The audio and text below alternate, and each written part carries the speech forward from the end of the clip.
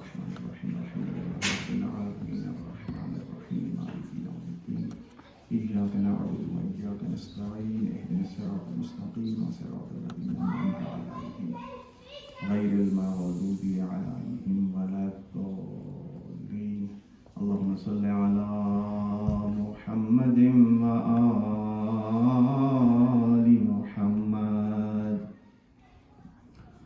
أعوذ بالله من الشيطان الرجيم. بسم الله الرحمن الرحيم. الحمد لله رب العالمين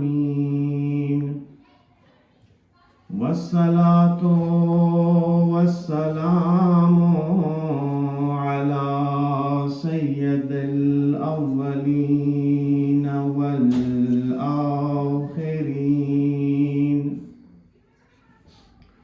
سيدنا ومولانا أبي القاسم محمد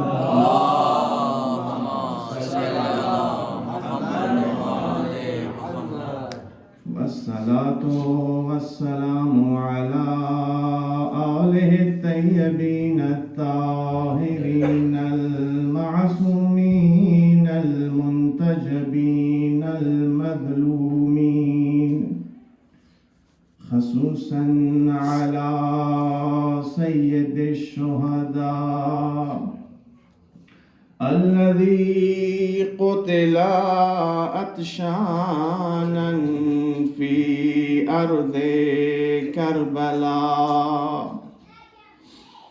والصلاة والسلام على شهداء كربلاء ولعنة الدائمة على أعدائهم أجمعين.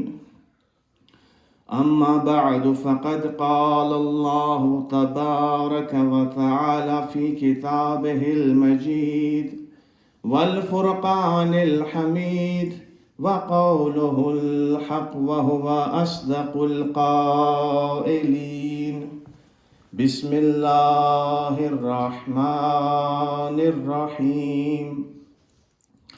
ولا تحسبن الذين قتلوا في سبيل الله أمواتا بل أحياء عند ربهم يرزقون. صلوات اللهم صل على محمد وآل محمد. سورہ آل عمران کی 169 آیت کو سرنامہ کلام بنایا ہے. اس سے پہلے اسی موضوع پہ 2 مجالس تقریباً ہو چکی ہیں اور اسی سے تسلسل کو جوڑتے ہوئے آگے بڑھیں گے. مجلس کا عنوان شہادت اور پیام کربلا سے جڑا ہوا ہے اور اس بات کو بھی ذہن نشین رکھیے گا کہ آج تابوت سید الشہداء کی مجلس ہے تو مصائب کا بھی ذکر ہوگا. تو میرا ساتھ دیجیے گا اور انشاءاللہ ایک اس طرح کی عزاداری اور پرسہ جناب سیدہ کو پیش کریں گے کہ جناب سیدہ اس کے صدقے میں ہم سے راضی ہوں گی اور اس ذکر کے صدقے میں ہمارے دلوں کو نور محمدی اور نور ولایت علی سے منور کر دیں گی. ایک دفعہ صلوات پڑھیے.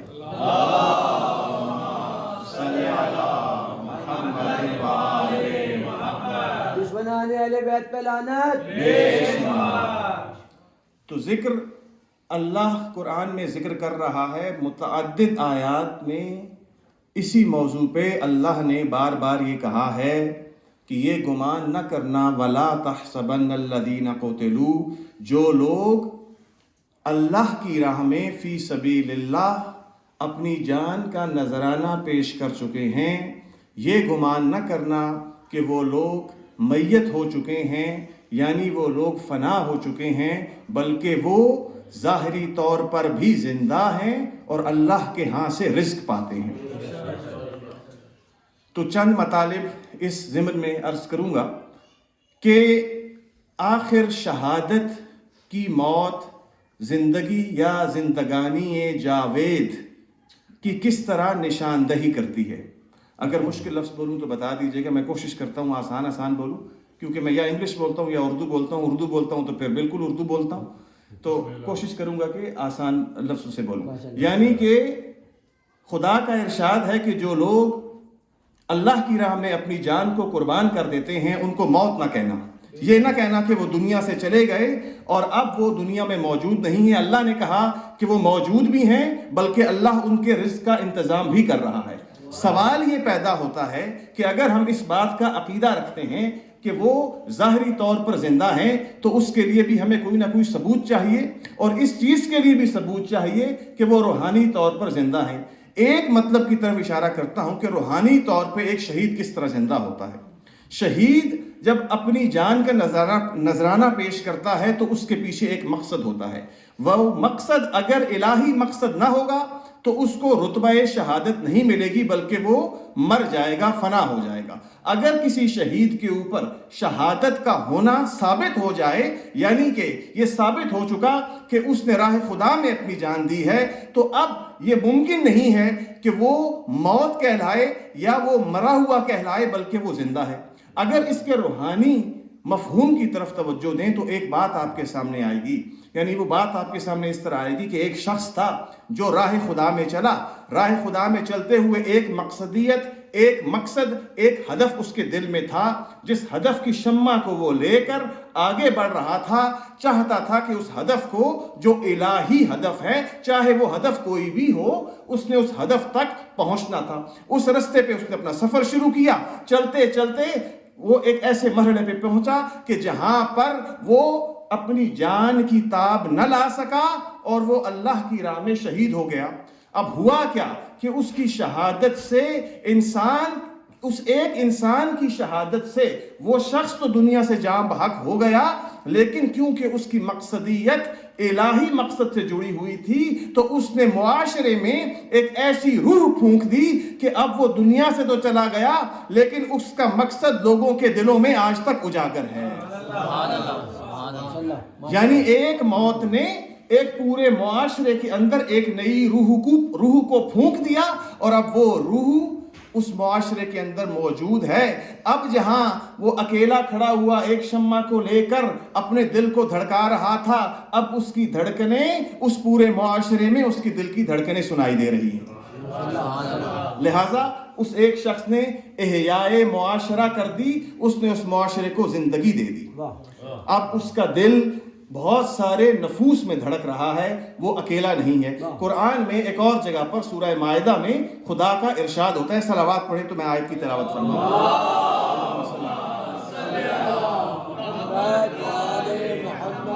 قرآن میں ارشاد باری تعالیٰ ہو رہا ہے، من قتل نفسا بغیر نفس او فساد،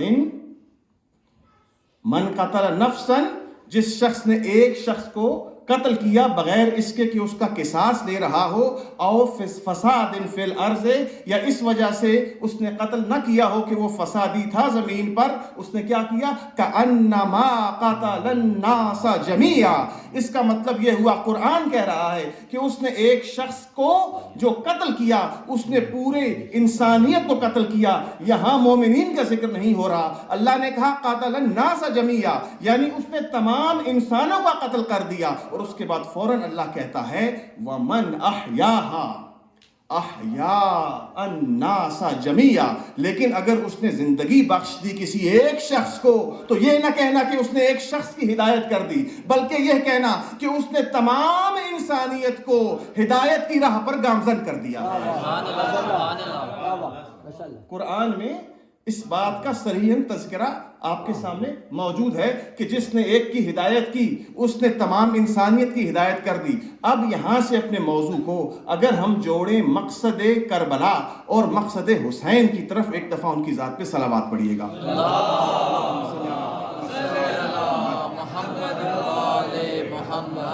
تو اب آپ اپنے آپ کو قرآن میں دوبارہ ایک موضوع کی طرف لے جائیں کہ قرآن میں جب حضرت ابراہیم کا تذکرہ خدا نے کیا تو خدائے باری تعالیٰ نے کہا وَفَدَيْنَاهُ بِذِبْحٍ عَظِيمٍ کہ ہم نے جب ابراہیم علیہ السلام اپنے بیٹے کو جو ان کے لخت جگر تھا، جو ان کو اپنی آنکھوں کا تارا معلوم ہوتا تھا، بڑی مشکلوں سے حاصل ہوا تھا، اس کو لے کر جب وہ اس پہاڑی پر گئے اور خنجر کند اس کے گلے پر رکھ دیا تو اللہ نے ابراہیم کی اس ادا کو پسند کرتے ہوئے ان کے بیٹے کی جان بچا لی اور یہ کہہ دیا کہ ہم نے تیرے بیٹے کا فدیہ ایک ذبح عظیم سے قرار دے دیا ہے۔ تو معلوم ہوتا ہے کہ اگر آپ شہادت کربلا کی طرف توجہ کریں تو شہید اپنی زندگی سے پہلے بھی لوگوں کی ہدایت کا سرچشمہ بن جاتا ہے۔ حسین ابھی پیدا نہ ہوئے تھے، پیدا ہونے سے پہلے بھی کسی کی جان کا فدیہ عطا کر رہے ہیں۔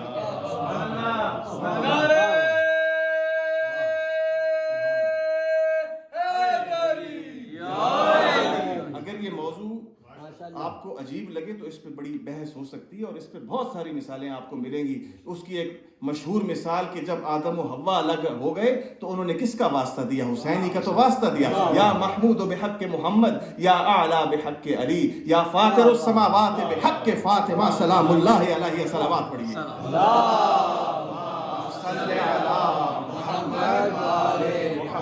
یا محسن بحق حسن، یا قدیم الاحسان بحق حسین، اے اللہ کے جو قدیم احسان کرنے والا ہے، ایسا احسان کرنے والا ہے کہ جس کا احسان ازل سے لے کر ابد تک ہے۔ یہ ایسی صفت اللہ نے حسین کے ساتھ جوڑی کہ اس دعا کو جب آدم نے مانگا تو اس وقت ان کی دعا بازیاب ہو کر لوٹی اور آدم و حوا کا آپس میں ملاپ ہو گیا۔ حسین میرا، حسین تیرا، حسین ان کا، حسین ان کا، حسین سب کا، حسین رب کا، وہ خشکیوں کا، سمندروں کا، وہ صوفیوں کا، کلندروں کا۔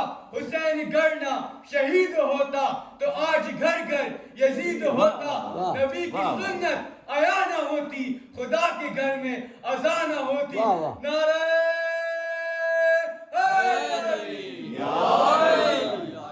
تو یعنی یہ عطا کا سلسلہ ایک شہید کے بغیر ممکن نہیں ہے۔ اب اس سلسلے کو تھوڑا سا آگے بڑھائیں تو آپ دیکھیں گے کہ ابھی ذکر ہوا کہ فطرس کو پر کس نے دیے؟ فطرس کو پر دینے والے حسین ہیں۔ اب صدقہ حسین دیکھیے کہ وہ ایک ایسا کام کرنے جا رہے تھے کہ ابھی پیدا ہی ہوئے تو اللہ نے ان کے ذریعے، ان کی کریمی کے ذریعے لوگوں کے کام آسان کرنا شروع کر دیے۔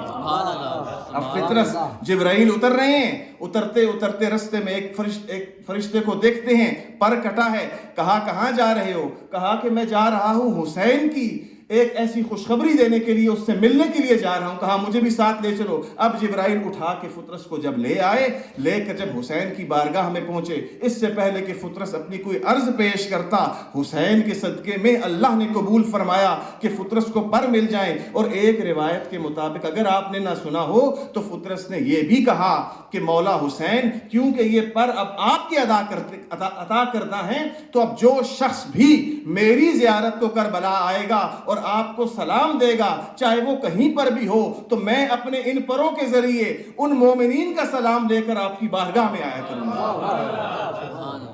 تو فطرس آپ کے پیغامات کو لے کے، آپ کہتے ہیں السلام علیکہ یا ابا عبداللہ، فطرت وہاں سے آتا ہے، آپ کا پیغام لے کے حسین کو پہنچاتا ہے، حسین کو آپ کا پیغام پہنچتا ہے، بی بی فاطمہ تک آپ کا پیغام پہنچتا ہے اور بی بی فاطمہ آپ سے خوش ہوتی ہیں۔ اور یہ منزلت کس کی ہے؟ اس میں منزلت فطرس کی ہے جو اپنی اس منزلت پر خوشخبریاں پیش کر رہا ہے اور فخر و مباحات کر رہا ہے سبحان اللہ کہ میرے پر حسین کے عطا کرتا ہے۔ آیت میں نے آپ کے سامنے تلاوت کی تھی سورہ آل عمران کی، پہلے اسی آیت کا 170th آیت جو اس چیز کی تھوڑی سی اور تصریح کرتی ہے اور اس کے مفاہیم بھی آپ کے سامنے پیش کروں گا کہ پھر اللہ کہتا ہے کہ فرحین بما آتاہم اللہ من فضلہ، کہ وہ جو لوگ شہادت کے رتبے تک پہنچ چکے ہیں اب وہ کیا کرتے ہیں؟ فرحین بما آتاہم اللہ من فضلہ، اب وہ بہت خوش ہیں، اب وہ فرحت शुदा लोग हैं, इंतहाई खुश है उस चीज पे कि जो चीज अल्लाह ने अपने फजल से उन लोगों को अता की। और फिर अल्लाह क्या कहते हैं, वयस्तबशिरून बिल्लज़ीना बिमा यल्हकू मिन खल्फहिम अल्लाह खौफुन अलैहिम वला हुम यहज़नून, कि फिर कहते हैं कि ना सिर्फ के वो लोग खुश हैं अपनी उस हालत पे, उस फजल पे जो अल्लाह ने उन पर कर दिया है, बल्कि अब वो इस चीज की भी बशारत से खुश हैं कि जो लोग अभी तक उनसे मिले नहीं हैं, लम यल्हकू मिन खल्फहिम, अब तक उनसे नहीं मिल सके, उनकी हालत भी उन लोगों को पता है कि जब वो आकर इन लोगों से मिलेंगे तो उनका दर्जा भी वही होगा जो इनका दर्जा है, और उन पर भी कोई खौफ ना होगा और उन पर भी कोई खतरा ना होगा। एक कदम आगे बढ़ के अगर मैं ये कहूं, ये तो ये हो गया कि वो लोग कि जिन लोगों को इसी आयत का एक और तरीके से तर्जमा भी किया जा सकता है, अरबी की गहराइयों में जाने की जरूरत नहीं है। तर्जमा ये हुआ कि जो लोग और शहादत पाके आएंगे उन लोगों को भी कोई खौफ ना होगा, कोई हुज़्न मलाल ना होगा। लेकिन इसका तर्जमा यूं भी उलमा ने किया है, मुफस्सिरीन ने किया है, और वो तर्जमा ये है कि जो लोग अभी तक इनसे नहीं मिले मगर इनसे वो शम्माए हिदायत जिसको ये शुहदा लेकर आगे बढ़ रहे थे और उस रास्ते में ही इन्होंने अपनी जान को पेश कर दिया, जान का नजराना पेश करके खालिक हकीकी से जा मिले।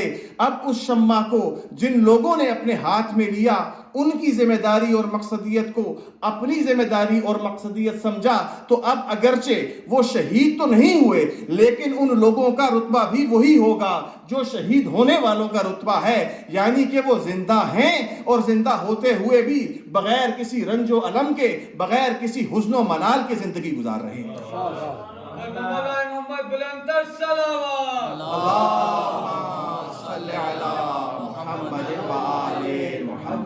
तो यानी एक कदम और आगे बढ़े तो एक वो होता है कि जो शहीद राह खुदा हो गया, और एक वो है कि जिसको मैं कहूंगा कि वो शख्स जिंदाए शहीद है, यानी वो अपनी जिंदगी गुजार रहा है और उसको लोग चलता फिरता शहीद कह रहे हैं। और ये वो रुतबा है कि जो मोमिनीन को हासिल होगा, वो मोमिनीन जो विलायत अली इब्न अबी तालिब को मुकम्मल। एक दफा सलावत पढ़ दीजिए।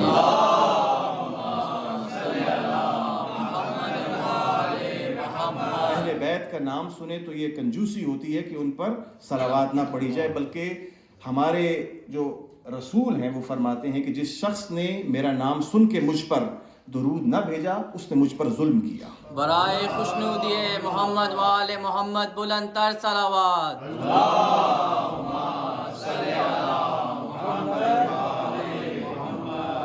आपकी जहमतों को तमाम करूंगा, तो ये एक दो गुजारिशात और पेश कर सकते हैं।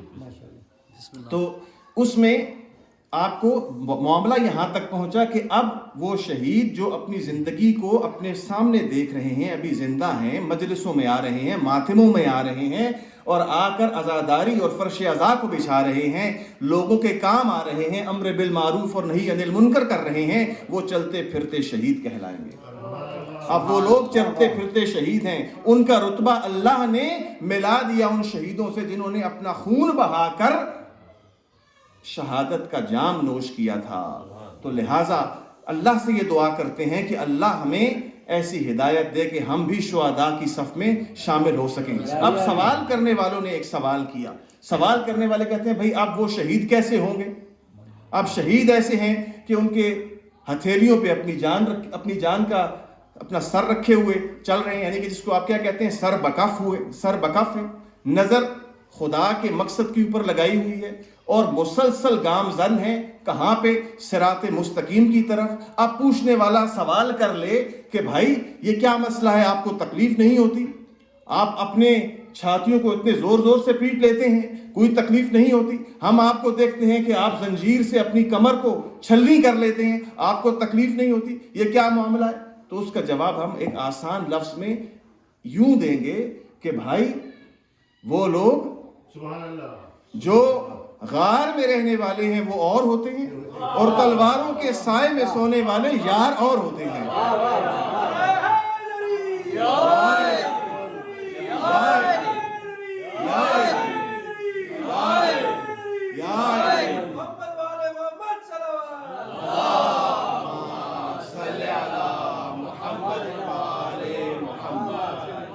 لہٰذا اب اس کا ثبوت بھی دوں گا اور حدیث سے ثبوت دوں گا.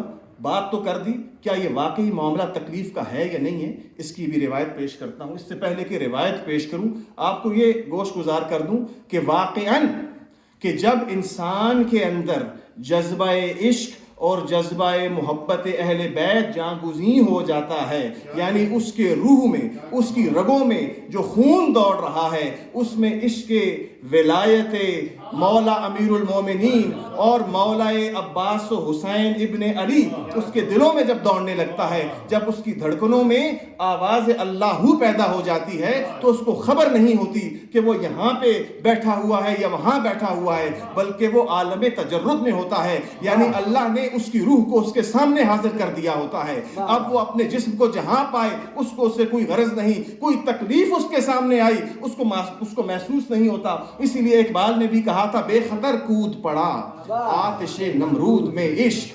یعنی بے خطر وہ کیا تھا, حضرت ابراہیم کو اس نے تشبیہ دی کہ وہ سراپا عشق خدا میں اس طرح ڈوبے ہوئے نبی تھے کہ بے خطر کود پڑا آتش نمرود میں عشق. عقل ہے محو تماشائے لبے بام, عقل ابھی دروازے پر کھڑی تھی اور دیکھ رہی تھی. اس سے پہلے کہ عقل فیصلہ کرے کہ یہ عمل صحیح ہے کہ نہیں, عاشق وہ ہوتا ہے کہ جو اپنے گھوڑوں کو دریاؤں میں ڈال دیتا ہے اور اس کے بعد سوچتا ہے کہ ہماری جان بچے گی یا نہیں بچے گی.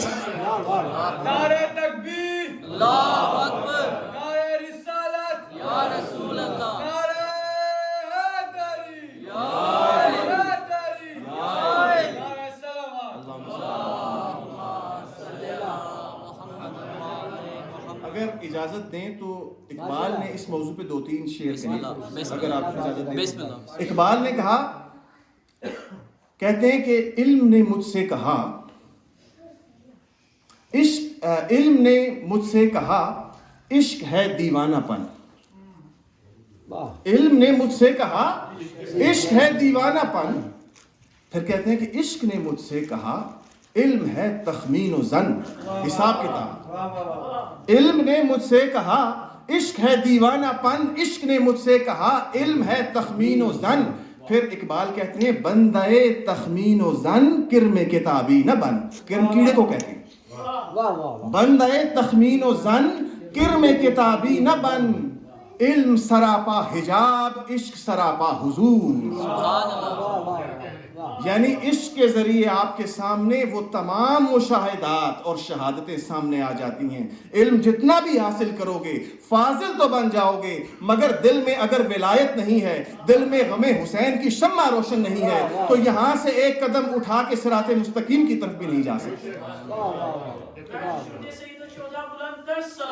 اللہم صلی علی محمد وآل محمد. ہمیں حسین کا سینوں میں داغ لے کے چلو, لحد میں ہوگا اندھیرا چراغ لے کے چلو. سبحان اللہ, سبحان اللہ.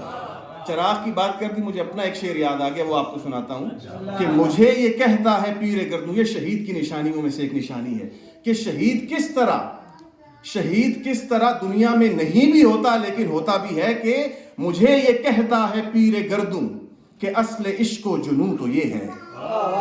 سورج کی بات ہو رہی ہے. مجھے یہ کہتا ہے پیر گردوں کہ اصل عشق و جنوں تو یہ ہے کہ جاتے جاتے بھی آسماں پر کئی ستارے اجال دینا. کہ جاتے جاتے بھی آسماں پر کئی ستارے اجال دینا, اسی کی چشم کرم پہ رکھو نظر کہ جس کی نظر نظر نے.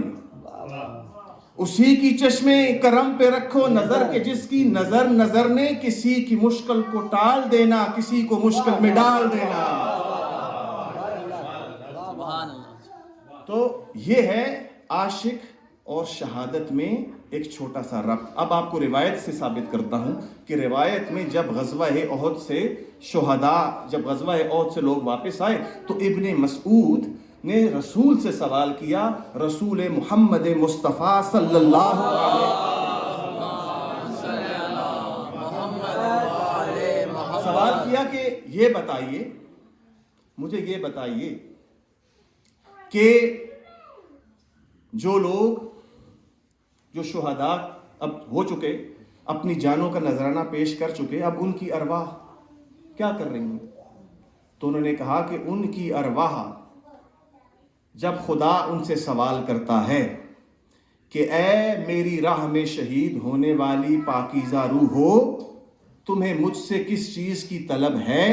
تو وہ کہتی ہیں، وہ آگے سے جواب دیتی ہیں اور خطاب کرتے ہوئے کہتی ہیں کہ اے اللہ، تو نے ہمیں اپنی رحمت میں مستغرق کر کے رکھا ہوا ہے، ہم تیری رحمت میں مکمل ڈوبے ہوئے ہیں اور تیرا عرش مسلسل ہمارے اوپر سایہ کیے ہوئے ہے۔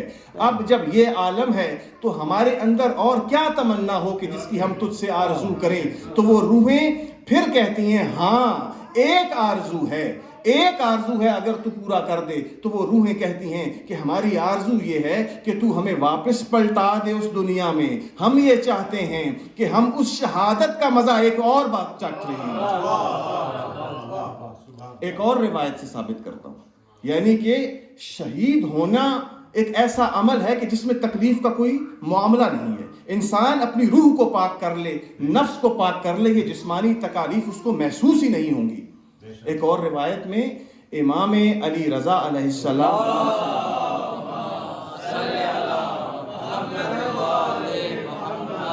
وہ بیان کرتے ہیں کہ حضرت امیر المومنین حضرت علی ابن ابی طالب صلوات اللہ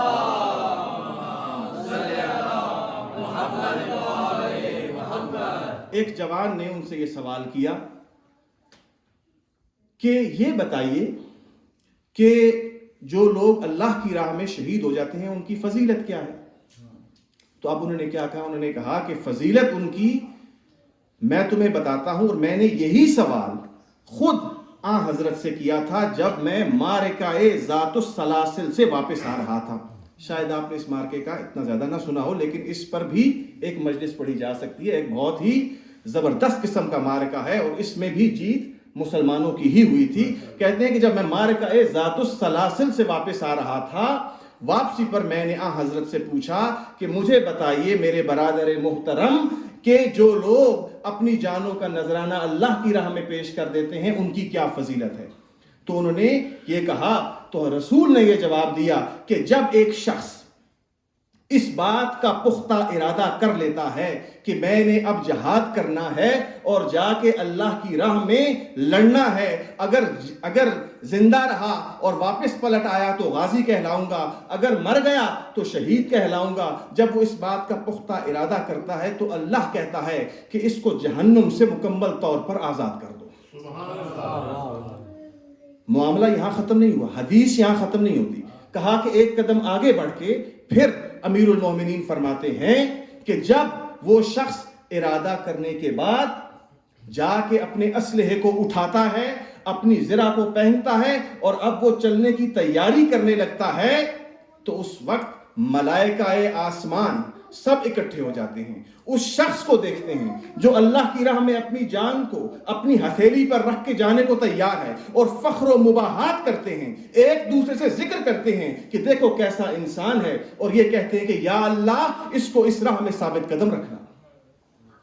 پھر رسول نے آگے بڑھ کے کہا کہ اس کے بعد جب وہ آتا ہے اپنی فیملی کے پاس، اپنی بیوی کے پاس آ کر اس سے الوداعی ملاقات کرتا ہے اور اس سے الوداع چاہتا ہے، پھر اپنے بچوں کے پاس آتا ہے اور اس سے کہتا ہے کہ علیکم منی سلام، کہ تمہارا مجھ پر سلام ہو، اگر واپس آیا پلٹا تو ملاقات ہوگی، نہ پلٹا تو ملاقات نہ ہوگی۔ جب وہ یہ شخص یہ کہتا ہے تو اللہ کہتا ہے فرشتوں کو جتنے بھی اس کے نامہ اعمال میں گناہ لکھے ہوئے ہیں سب کو مٹا دو، صرف اس الوداع کرنے پہ۔ اس کے بعد وہ جب میدان کی طرف بڑھنے لگتا ہے تو اللہ کہتا ہے اس کے ہر قدم کے بدلے میں، ہر کار خیر کے بدلے میں، اگر وہ مشاورت کر رہا ہے اس کے بدلے میں، اگر گھوڑوں کو پانی پلا رہا ہے اس کے بدلے میں، اگر کوئی اسٹریٹجی تیار کر رہا ہے اس کے بدلے میں، اس کے ہر کام کے بدلے میں اس کا ثواب دگنا لکھنا شروع کر دو۔ اور اس کے ساتھ اللہ کہتا ہے کہ اس کو 1000 عابدوں کی عبادت اس کے نامہ اعمال میں لکھ دو۔ آگے بڑھ کے جب میدان میں پہنچتا ہے میدان میں پہنچنے کے بعد اب دشمن کے سامنے آتا ہے تو رسول نے کیا فرمایا؟ رسول نے کہا کہ جب وہ دشمنوں کے سامنے آ کے اپنی مار کا آرائی شروع کرتا ہے تو اللہ فرشتوں کو حکم دیتا ہے کہ جاؤ نیچے چلے جاؤ اور اس کی حفاظت کرو۔ فرشتے نیچے آتے ہیں، اپنے پروں کو اس کے گرد حصار کر کے اس کے گرد کھڑے ہو جاتے ہیں اور اس کی مسلسل حفاظت کرنے لگتے ہیں، اس کی روح کی حفاظت کرنے لگتے ہیں۔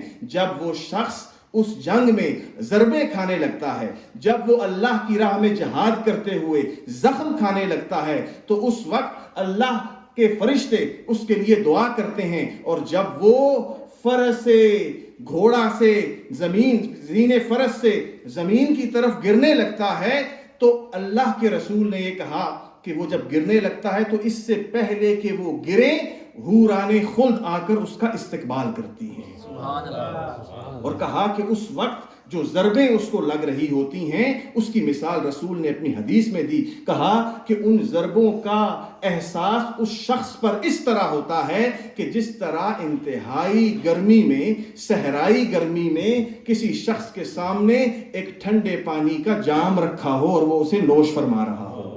سبحان اللہ۔ یعنی حقیقتاً جو تلواریں اور گرز اس کو پڑ رہے ہیں اس کی مٹھاس اس کے جسم میں محسوس ہو رہی ہے۔ اس کے بعد کہا کہ ابھی وہ زمین پر نہیں گرا تو حوران خلد اس کا استقبال کر رہی ہیں۔ جب زمین تک پہنچتا ہے تو زمین اس پر آفرین کرنے لگتی ہے اور کہتی ہے کہ واہ اے آفرین ہو تم پر، اے پاکیزہ جسموں سے نکلتی اور پرواز کرتی ہوئی روح ہو، تم پر، تمہارے لیے اللہ کی جانب سے صرف اور صرف خوشخبری ہی خوشخبری ہے۔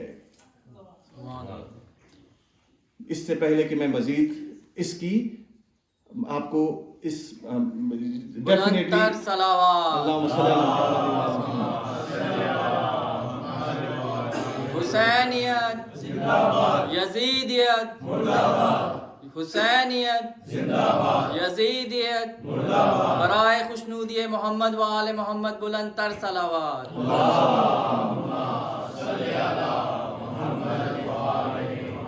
گزارشات اور بھی تھیں، انشاءاللہ اگر یہ سلسلہ آگے چلا تو میں اسی موضوع کو مزید روایات اور مزید آیات کے ذریعے پیش کروں گا۔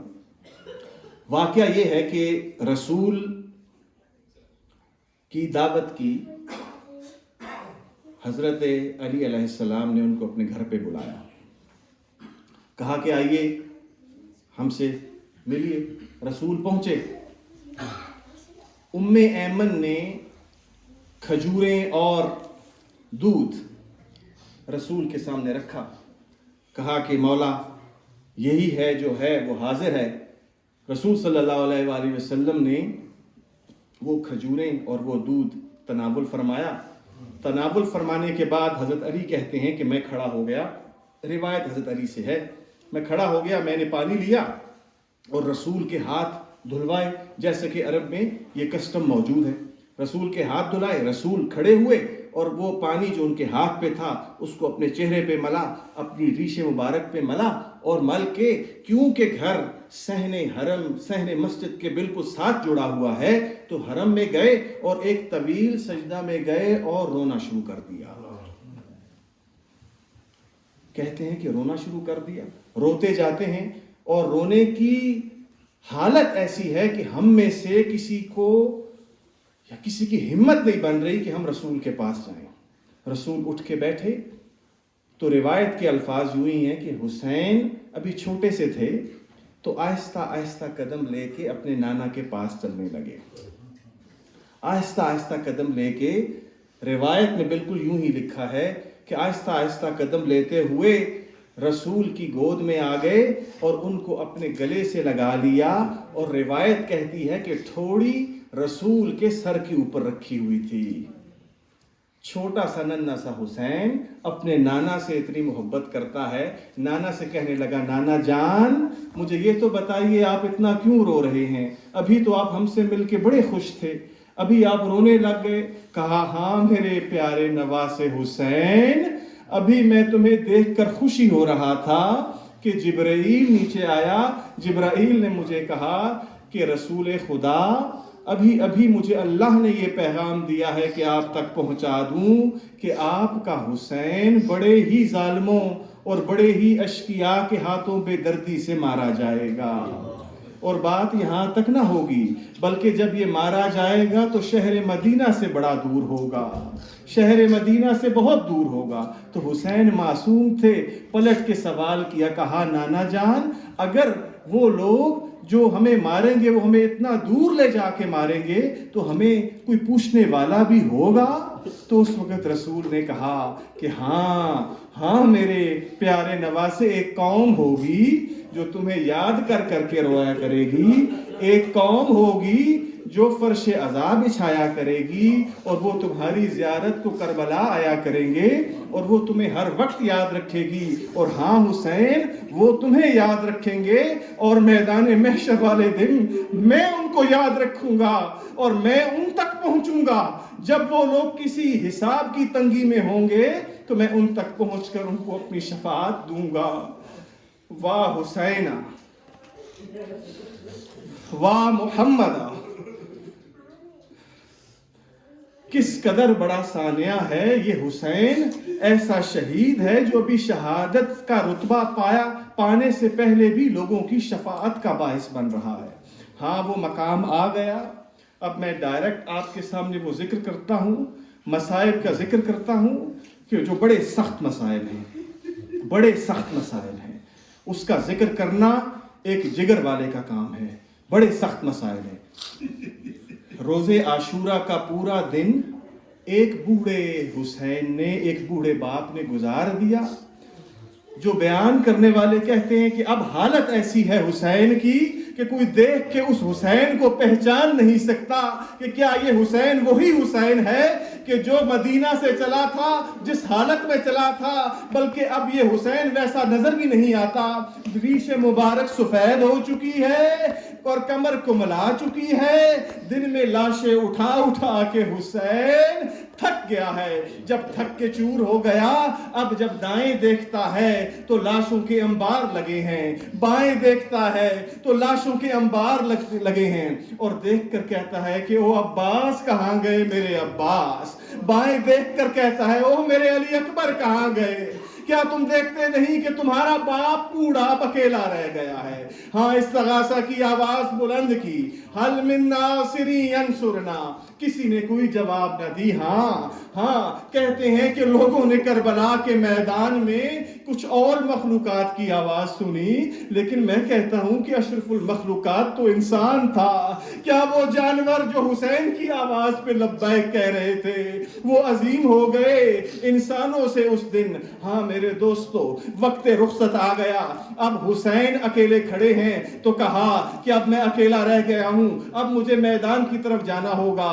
تو اپنی بہن سے کہا کہ بہن جانا, جا کر ذرا وہ پرانا لباس تو اس بکس سے نکال لانا, میں اس لباس کو زیب تن کر لوں, اس کو نیچے پہن لوں تاکہ یہ لوگ میری لاش کی بے حرمتی نہ کریں. اور زینب جاتی ہیں, وہ لباس لا کر دیتی ہیں. ایک اور روایت کے مطابق یہ کہا گیا کہ لباس بی بی فضہ لے کر آئی تھیں. لباس بی بی فضہ لے کر جب آ رہی تھیں تو چھپا کے لا رہی تھیں, کیونکہ حسین نے کہا تھا کہ میری بہن زینب کو نہ پتا چلے کہ میں نے یہ لباس تم سے مانگا ہے. اور جب بی بی فضہ نے وہ لباس اٹھایا تو بی بی زینب نے دیکھ لیا, کہا کہ او اماں فضہ یہ کیا لے کر جا رہی ہو؟ تو خاموش دست ادب جوڑ کر کھڑی رہیں, کوئی جواب نہ دیا. پھر پوچھا کہ بی بی مجھے بتا دو کہ کیا لے کر جا رہی ہو. تیسری دفعہ عام طریقے سے نہ پوچھا, کہا کہ تمہیں میری والدہ فاطمہ الزہرا کی قسم مجھے بتاؤ کہ کیا لے کر جا رہی ہو. جب بی بی فضہ نے وہ لباس بتایا تو بی بی زینب نے یہ کہا کہ او بی بی فضہ مجھے کیوں نہیں کہہ رہی کہ تم میرے بھیا کا کفن لے کے جا رہی ہو, کیونکہ مجھے یاد ہے کہ میری ماں یہ لباس سی رہی تھی اور سیتی جا رہی تھی اور روتی جا رہی تھی اور مجھ سے کہہ رہی تھی بیٹی زینب ایک دن وہ آئے گا کہ جب حسین دشمنوں کے نرغہ میں ہوگا, اس وقت اس کو یہ لباس پہنا دینا. ہاں بی بی فضہ لے جاؤ, اماں فضہ اس لباس کو میرے بھائی کو دے دو. آئی آ کر لباس دے دیا. امام حسین نے لباس لیا, اب تیار ہیں جنگ کے لیے. جب آ کر زلجنا کو بلایا, زلجنا آتا آتا ہے. یہاں رک کے آپ کو یہ بات کہوں گا کہ جانوروں نے بھی اس روز عاشور کے دن جانوروں نے بھی رحم کیا امام حسین پر. شیر آ گئے مدد کرنے کو، لیکن ہائے حسین کی مظلومیت کہ وہ انسان کہ جو وہاں پر موجود تھے اور خود کو مسلمان کہتے تھے، حسین کی آواز استغاثہ کا جواب نہ دے سکے. ہاں یہ وہی ذوالجناح ہے کہ جب تھوڑی دیر میں حسین جا چکے تھے تو اس نے اپنے جسم پر حسین کے حصے کے تیر کھانا شروع کیے. یہ روایت میں آیا ہے کہ لاش حسین کے گرد یہ گھوڑا چکر کاٹتا رہا، اس کے گرد گھومتا رہا، طواف کرتا جاتا تھا. اگر کوئی نیزہ آتا تو اس کو اپنے جسم پر لے لیتا. ہاں ذوالجناح تجھ پر بھی سلام ہو، ہاں ذوالجناح تجھ پر بھی یہ عزادار حسین سلام کرتے ہیں. تو بلند مرتبہ ہو گیا ان لوگوں سے جو کربلا میں تو موجود تھے، اپنے آپ کو مسلمان کہتے تھے، مگر انہوں نے نواسۂ رسول کی حرمت کا کوئی پاس نہ رکھا. ہاں لوگوں، اب حسین جب اس گھوڑے پر سوار ہونا چاہتے ہیں تو کبھی دائیں دیکھتے ہوں گے، کبھی بائیں دیکھتے ہوں گے، کہتے ہوں گے کہ جب میں نے اکبر کو بھیجا تھا تو میں نے اپنے ہاتھوں سے اکبر کو اس پہ سوار کیا تھا، اس کے سر پہ دستار بندی کی تھی، اس کو اسلحہ پہنایا تھا. ہاں اب اس کا بوڑھا باپ ہے، نہ دائیں کوئی ہے نہ بائیں کوئی. بہن آگے بڑھ کے کہتی ہے کہ حسین ہاں میں تمہیں سوار کر دیتی ہوں. حسین ذوالجناح پر سوار ہوئے. اب ذوالجناح کو ایڑ لگا رہے ہیں، کہہ رہے ہیں ذوالجناح آگے کیوں نہیں بڑھتا. ہاں ذوالجناح اب میں آخری بچا ہوں، تیری زحمتیں تمام ہونے والی ہیں. ذوالجناح میں جانتا ہوں تو پیاسا ہے، میرے ساتھ تو تمام شہداء کے لاشیں اٹھاتا رہا. میں تجھے لے گیا جب جون گرا اپنے گھوڑے سے، میں تجھے لے گیا جب علی اکبر گرے تھے، میں تجھے لے گیا جب قاسم گرے تھے.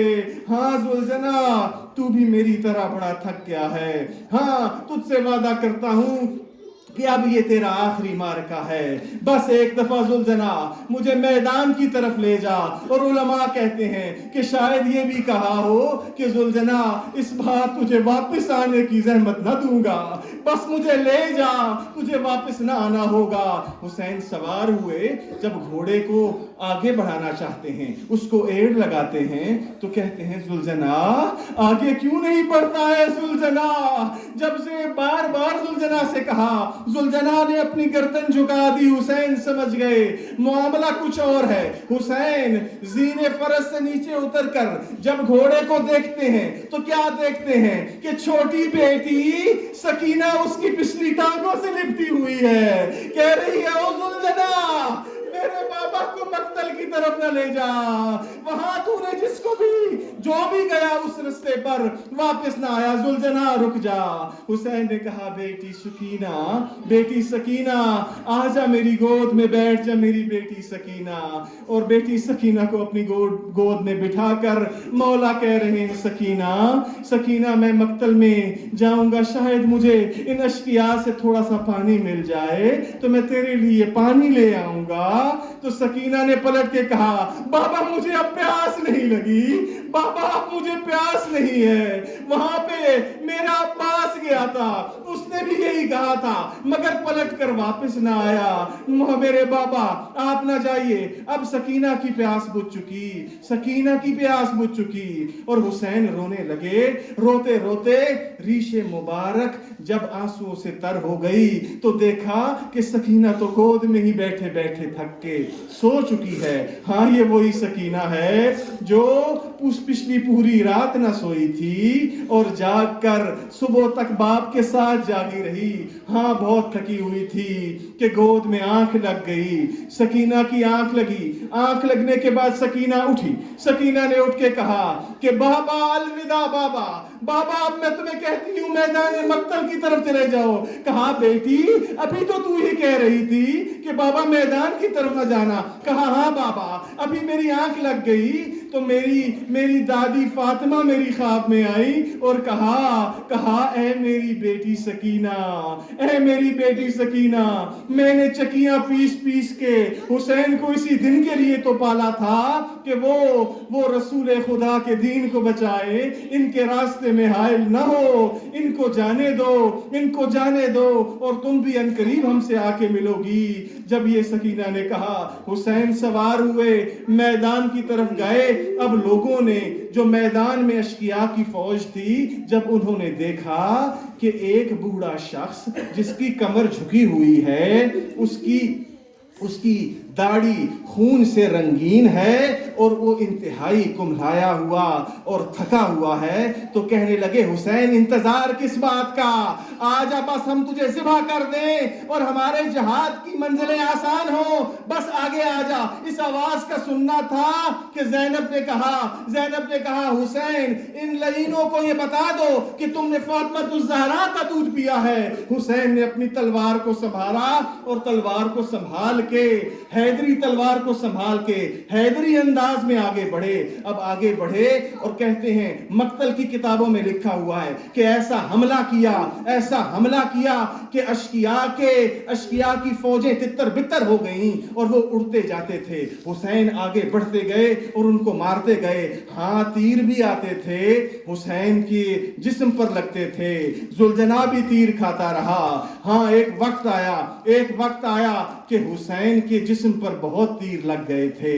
حسین آگے بڑھتے گئے، وہاں پر دو لعین جو فرات کے قریب تھے، حسین آگے بڑھتے بھی جاتے تھے اور اپنی حجت کو تمام کرنے کے لیے یہ بھی کہتے تھے کہ مجھے پانی کے 2 گھونٹ پلا دو۔ اشقیاء کی فوجیں ان کا تمسخر اڑاتی تھیں اور کہتی تھیں تمہیں ہم پانی نہ پلائیں گے۔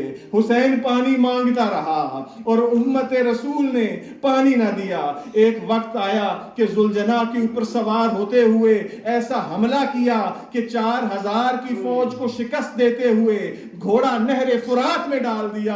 اب گھوڑا نہر فرات میں موجود ہے اور اس وقت جب وہاں پہنچے تو گھوڑا کھڑا ہے، گھوڑا اس انتظار میں ہے کہ میرا آقا پانی پیے تو میں پانی پیوں۔ اب حسین کہتے ہیں ذوالجناح میں تجھے کہتا ہوں تو پانی پی لے، بس تو نے پانی پی لیا تو میں بھی پانی پی لوں گا۔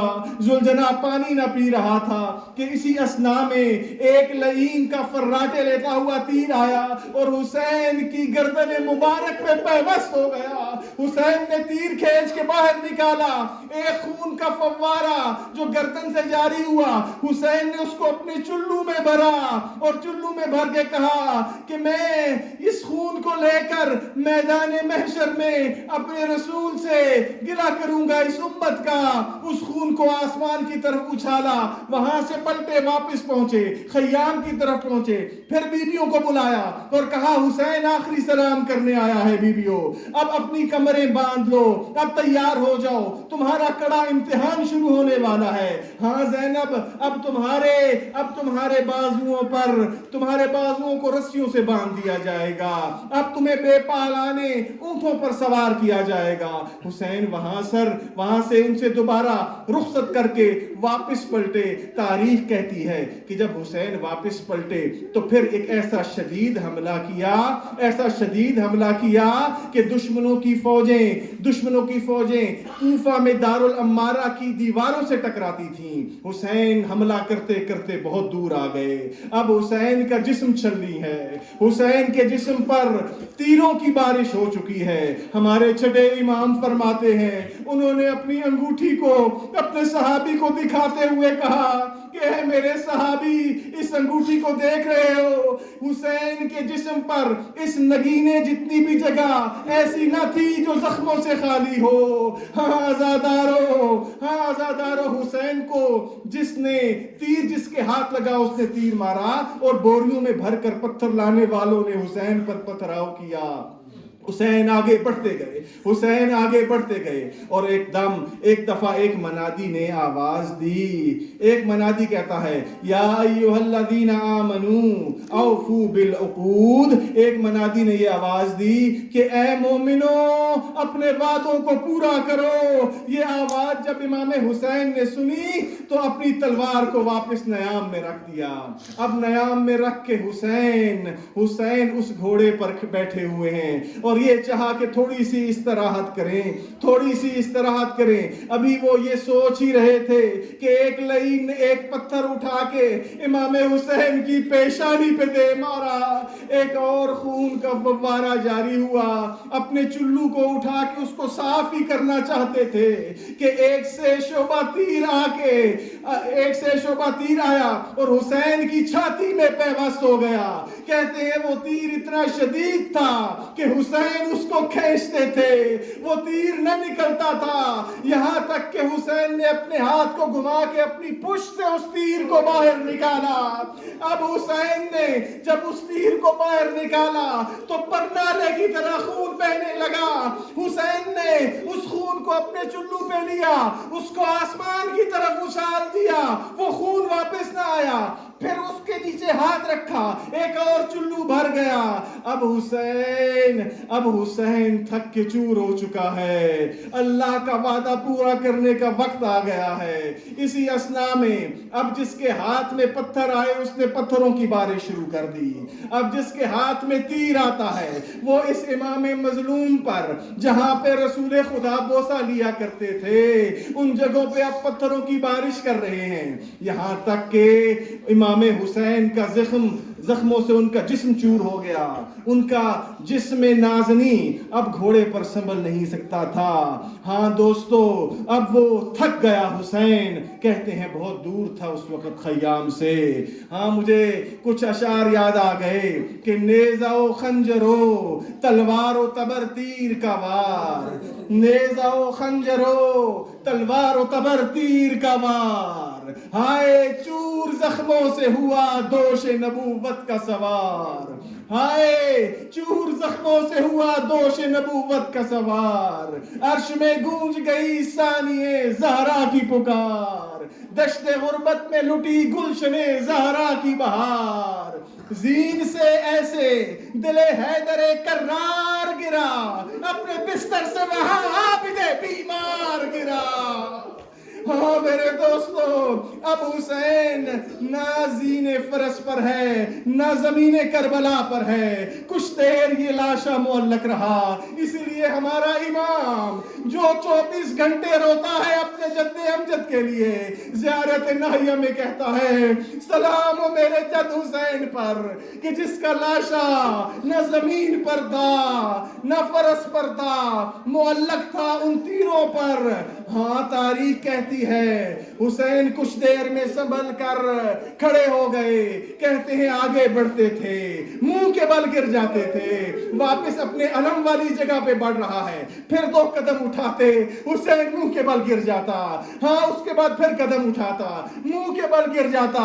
ہاں تاریخ کہتی ہے کہ حسین کا گرنا ان تیروں کی وجہ سے نہ تھا، بلکہ جو اشقیاء ڈر رہے تھے کہ حسین کے قریب آئیں، وہ بڑے بڑے پتھر اٹھا کے حسین کو مارتے، پیچھے سے پتھر لگنے سے حسین منہ کے بل گر جاتا۔ واہ غربتا، واہ حسین، انا للہ و انا الیہ راجعون۔ حسین نے وہیں پر جام شہادت نوش کیا۔ اس سے زیادہ مجھ پہ پڑھنے کی طاقت نہیں ہے۔ سیعلم الذین ظلموا ای منقلب ینقلبون۔ ماتم حسین، ما حسین، یا حسین، یا حسین، یا حسین، یا حسین، یا حسین۔